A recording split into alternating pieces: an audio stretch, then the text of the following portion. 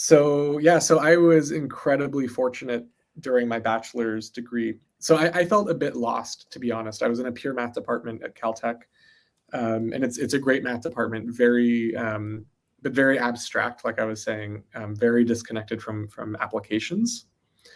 And so I was fortunate to get connected with Jerry Marsden, who was a professor of control and dynamical systems at Caltech.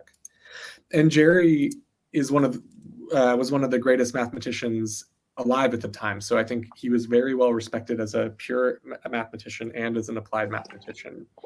But I was interested in his applied work. And so my bachelor's thesis, I haven't thought about this in 15 years. It's been a while.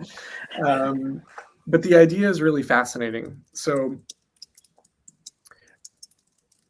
it has been observed for a long time that the planetary motion in our solar system, the motion of more than three or more planets can be chaotic. So this is one of the classic results in dynamical systems from Poincaré, 1906. This was formalized in chaos theory.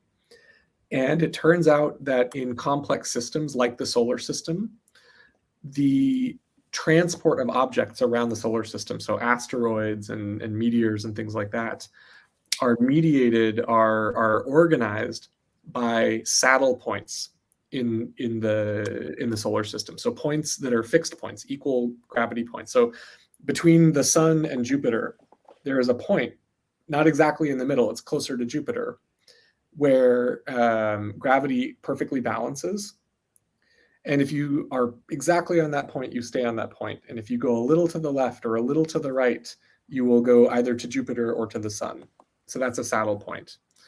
And these saddle points are extremely important for organizing all of the matter in the solar system. So the Sun-Jupiter saddle point is one of the most important locations in the solar system. It's like a metro subway exchange where things all have to code through that to get into the inner solar system.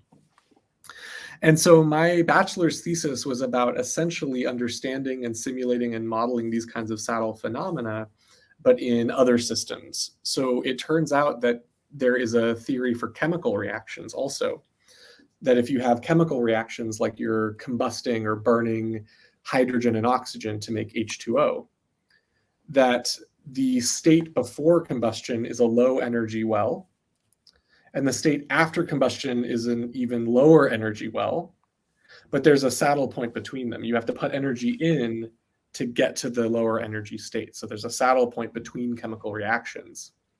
And so it turns out that you can use the same theory that researchers have used to understand the solar system to understand how chemical reactions occur, to understand like why there are different concentrations in different reactions.